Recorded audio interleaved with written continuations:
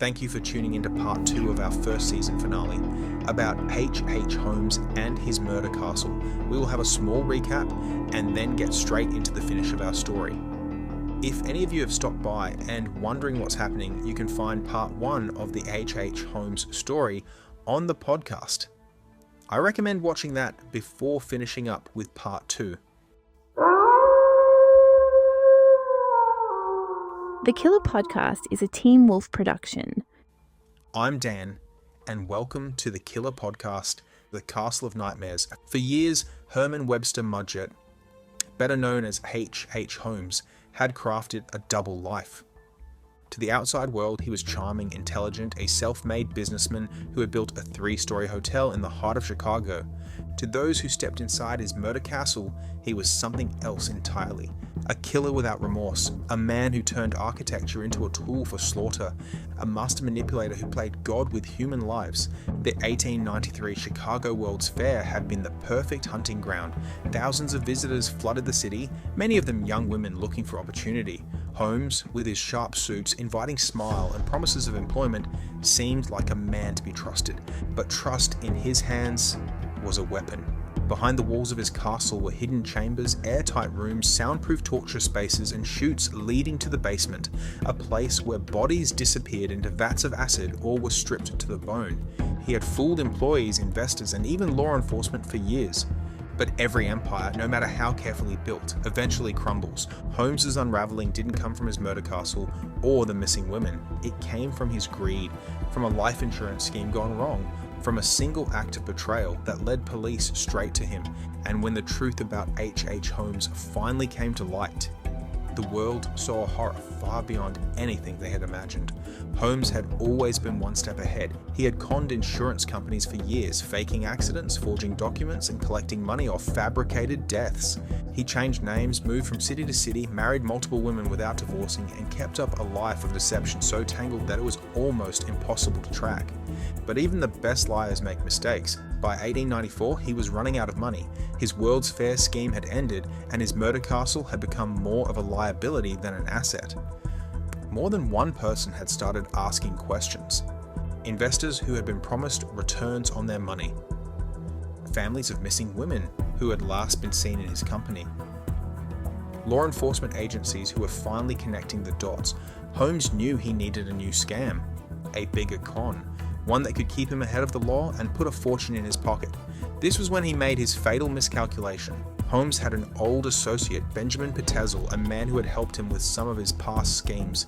Pitezel was a desperate man, easily manipulated, and Holmes had one final plan in mind for him, an insurance scam, bigger than anything they had done before.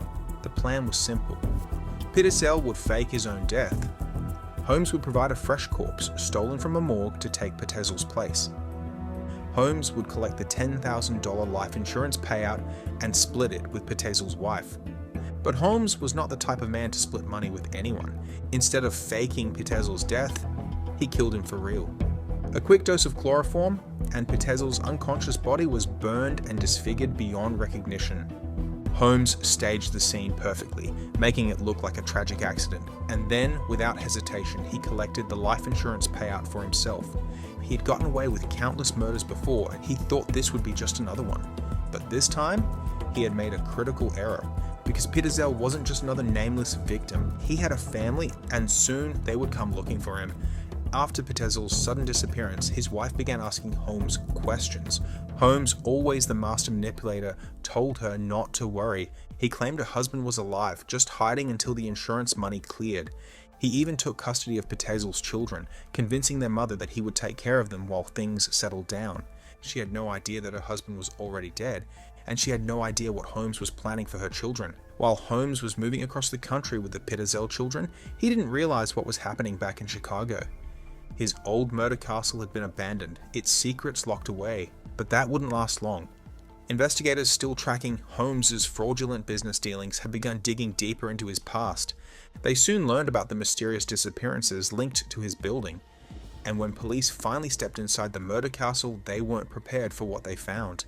Hidden behind the false walls and trapdoors, beneath the floorboards and deep within the basement, the true horror of H. Holmes's empire was about to be revealed. By 1894, H. Holmes was running out of options, and for years he had stayed ahead of the law, weaving one scam after another, leaving behind a trail of debt, lies, and bodies. But his luck was running out. The Chicago World's Fair was over, and with it, the steady stream of unsuspecting visitors who had unknowingly walked into his castle of horrors. Holmes needed money fast, and in his world, money and murder went hand in hand. This time, though, he didn't lure a stranger into his trap. He picked the wrong man to betray. A man with a family, a man who trusted him, a man whose death would finally bring Holmes's empire of deception crashing down. Benjamin Ptezel wasn't just another name on Holmes's long list of victims. He had been a friend, a business associate, and an accomplice in many of Holmes's past schemes. He knew how Holmes operated, how he had seen firsthand how persuasive, how manipulative, how ruthless he could be. But even Ptezel never imagined he would be the next to die. Holmes had promised him an easy score. They would fake Ptezel's death in an elaborate insurance scam. Holmes would supply a fresh corpse stolen from a morgue. The body would be burned beyond recognition. Holmes would collect the $10,000 life insurance payout, and they would split the money. It was simple. It was just another con. At least that's what Ptezel thought. But Holmes had never shared anything in his life. Not money, not secrets, and certainly not a fortune in insurance fraud. Instead of using a cadaver, Holmes decided to make one. On a quiet night in Philadelphia, Holmes met Ptezel in a rented house, the supposed location of his faked death. Holmes had a bottle of chloroform in his pocket. The moment Ptezel let his guard down, Holmes struck. He forced the chloroform rag over his friend's face, watching as his body went limp, suffocated beneath the chemical fumes. But that wasn't enough. To make sure there was no chance of survival, Holmes set the body on fire. When investigators later found the remains, Ptezel's body was so badly burned that his face was unrecognizable. The deception was perfect. Holmes reported the accident to the insurance company, claimed his payout, and walked away without a single regret. But this time, Holmes had made a fatal mistake. This time, there was someone waiting for the dead man to come home. Back in St. Louis, Carrie Ptezel was waiting. Holmes had told her not to worry. The plan was going exactly as expected. She just had to be patient. Any day now, Benjamin would send word. But the days turned into weeks, and still there was nothing. When she pressed Holmes for answers, he assured her, "He's safe, he's just in hiding. I'll take care of everything." Carrie believed him. Holmes had always been so charming, so convincing. And when he offered to take 3 of her children to see their father, she agreed, thinking it was finally time for them to be reunited. So she let Holmes take Alice, Nellie, and Howard into his care. She never saw them again. Holmes took the children on a twisted journey across the country, moving from city to city, hotel to hotel, always staying one step ahead of suspicion. The kids were too young to question him, too trusting to realize that something was terribly wrong. Holmes sent letters back to Carrie, keeping up the lie. He even made sure the children wrote letters to their mother, letters filled with innocent hope, believing they were just days away from seeing their father. But their father was dead, and soon they would be too. To this day, no one knows exactly when or where Holmes killed the Ptezel children. He never confessed, he never explained why.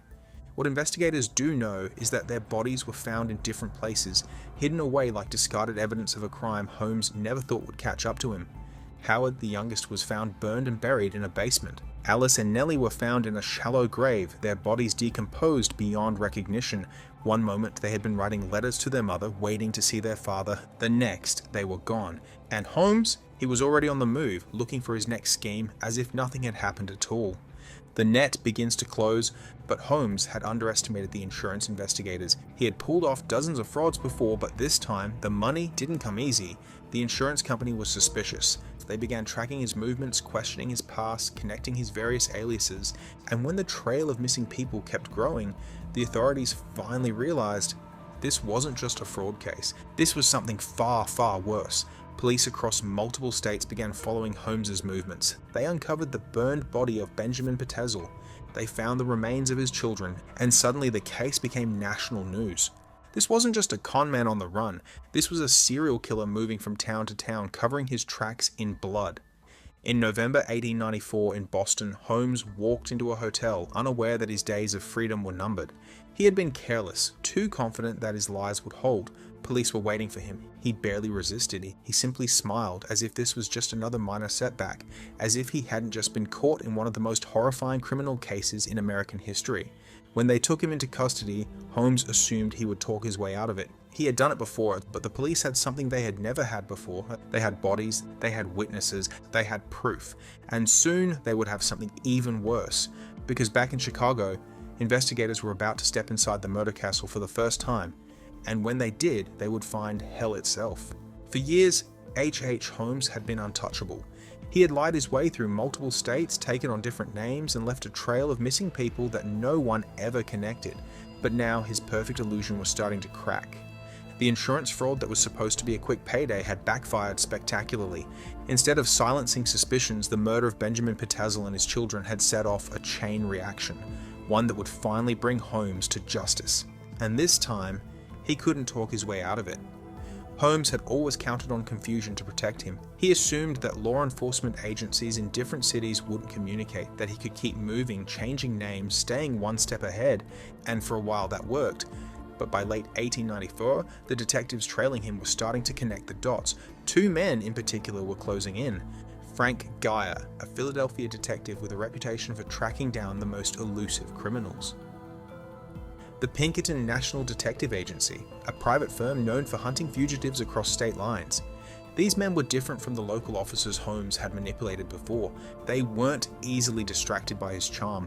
They weren't deterred by his confusing paper trails. They were determined, and worst of all for Holmes, they had time. The turning point in the investigation came when Detective Frank Geyer uncovered the true fate of the Pitezel children. For weeks, Holmes had been traveling with them, staying in boarding houses, motels, and rented rooms. At every stop, he gave different explanations. He was their guardian. He was taking them to their father. They were just traveling companions, but Geyer, retracing Holmes's movements, began finding disturbing inconsistencies. Some witnesses said Holmes checked in with the children, but checked out alone. Others reported seeing him carry out large trunks, acting nervous, rushed. And then, in a rented house in Toronto, they found the first grave, Alice and Nellie Pitezel, buried in a shallow pit. Detectives had suspected Holmes was capable of fraud, of manipulation, of lies. But murdering children? That was something else entirely.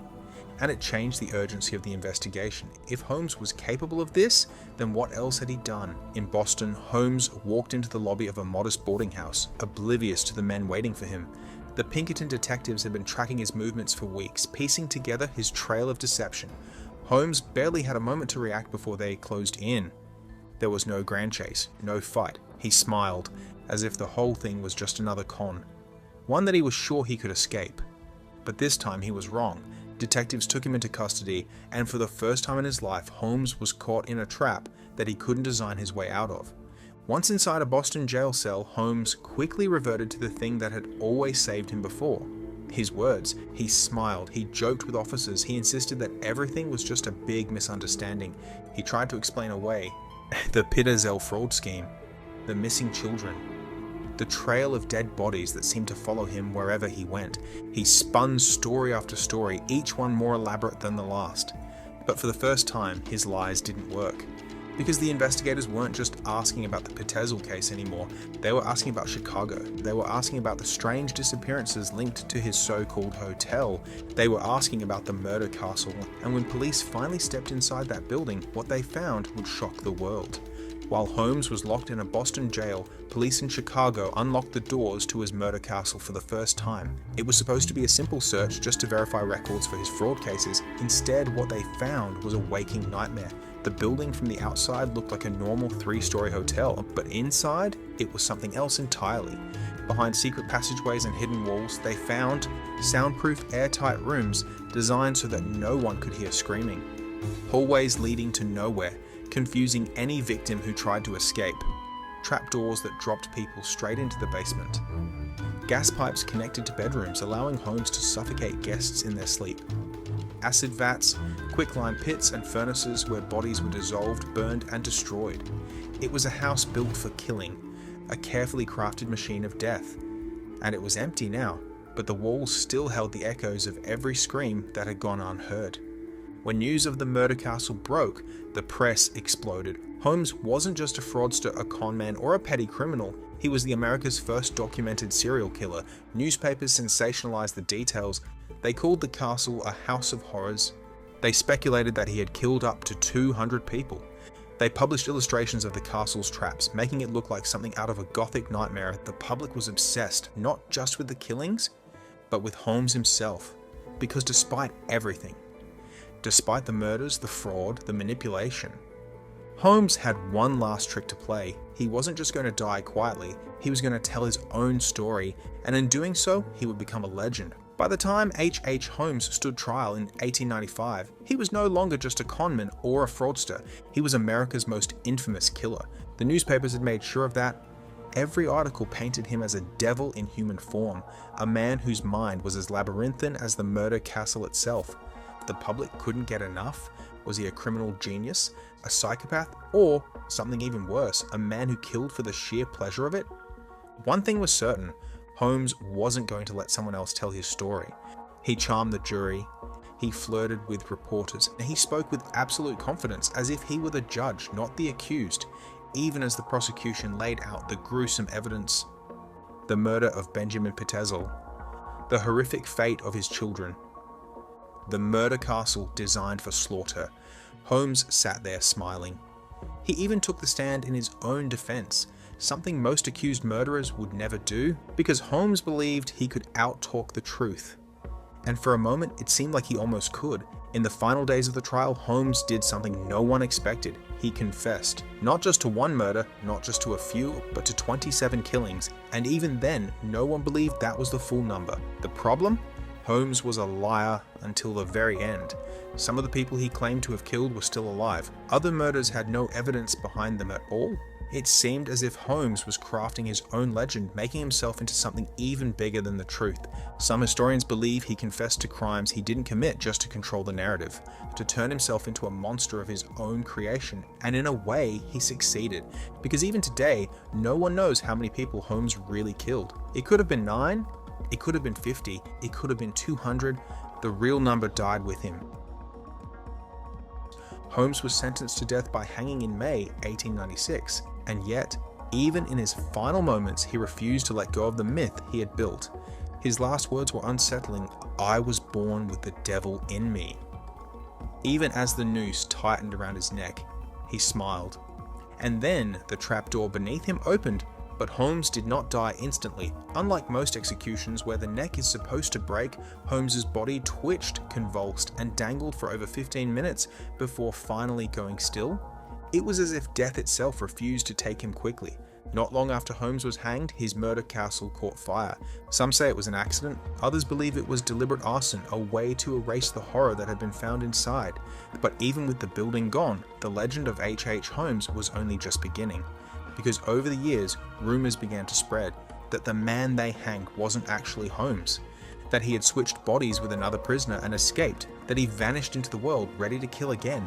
And in 2017, over a century after his execution, his body was exhumed to confirm his identity. They found his skeleton, perfectly preserved in cement. It was him. H. Holmes hadn't escaped. But his legacy had. H. Holmes died on the gallows in 1896. But his legend? That was just beginning. Holmes was never just a murderer, he was a master of deception, a man who thrived on misdirection, weaving lies so complex that even after his death, people struggled to separate fact from fiction. His murder castle became the stuff of nightmares, his name became synonymous with evil itself, and as the years passed, his story only grew darker, more twisted, more unbelievable. Some believe he killed over 200 people. Some believe he escaped execution entirely, and others wonder, was Holmes simply a man who manipulated the truth so well that we'll never know the real story? Holmes claimed 27 murders, but even that number was suspicious. Some of the victims he confessed to were still alive. Some had no evidence tied to them, and yet detectives who examined his murder castle believed the true body count was much higher. Bones found in the basement suggested multiple victims. Acid vats had destroyed countless remains. The hidden rooms and torture chambers weren't built for show, they had a purpose. Some historians estimate he may have killed 50 to 100 people, while others believe the stories were exaggerated by the media. But one thing is certain, the castle wasn't built for anything innocent, it was built to kill. And whatever the true number, Holmes remains one of the most prolific murderers in American history. Perhaps the strangest part of Holmes' story came after his death, because some people never believed he died at all. Rumours spread that Holmes had bribed his way out of execution, that the man who had been hanged was a stand-in, while Holmes himself slipped away to kill again. For over a century, theories persisted that Holmes had escaped justice, possibly fleeing to South America. In 2017, forensic experts exhumed Holmes' body to put the mystery to rest. What they found only deepened the legend. Holmes' skeleton was fully intact, buried in cement, exactly as he had requested before his execution. It was his body, and yet, even in death, he had one last trick up his sleeve, because when they opened his coffin, his corpse was so well preserved that his mustache was still intact. It was as if he had been waiting for them all along. The murder castle didn't last long after Holmes' execution. In 1895, the building mysteriously caught fire, reducing most of it to rubble. Some believe it was arson, a deliberate attempt to erase the horror inside. Others say it was something else entirely, as if the evil within its walls was too much for the world to contain. Today, the site where the castle once stood is home to a post office, but those who have worked there report strange occurrences. Cold spots where no draft exists, faint echoing footsteps when no one else is there. A deep sense of unease, as if the ground itself remembers that Holmes may be long gone, but the fear he created, that will never die. Holmes wasn't just a serial killer, he was something far more chilling. A man who used trust as his weapon, who understood human nature so well that he could make people walk willingly to their deaths. He was one of the first killers to turn murder into a game, crafting an elaborate world where he alone set the rules. His story is a warning that monsters don't always hide in the shadows. Sometimes they smile at you, sometimes they shake your hand, and sometimes they invite you into a place so welcoming, so warm, so seemingly safe, that by the time you realize the truth, it's already too late. That's Season 1 wrapped up. Thanks to everybody who has listened. Comment suggestions for Season 2. We have a few episodes already planned because sadly, there's no shortage of monsters on this earth. Look out for our first episode of Get Faked, which will be airing on Spotify shortly. So go and follow that podcast now so you don't miss it. I'll see you guys in a few weeks for Season 2 of The Killer Podcast. The Killer Podcast is a Team Wolf production. Unless otherwise stated, neither myself nor my guests are experts in the topics discussed. While I strive to present well-researched and accurate information, mistakes can happen. If you catch an error or have additional insights, I encourage polite discussion in the comments. Each episode is produced, directed, narrated, and edited by me, with proofreading by my better half, Tina, who makes sure I don't completely lose the plot. If you enjoyed this episode, consider joining us on social media, links below to explore more content and stay connected. You'll also find resources and reference links in the show notes if you'd like to dig deeper into the case on your own. I'm Dan, and thanks for listening to the Killer Podcast. Until next time, stay curious, stay aware, and never stop asking questions. The Killer Podcast is a Team Wolf production.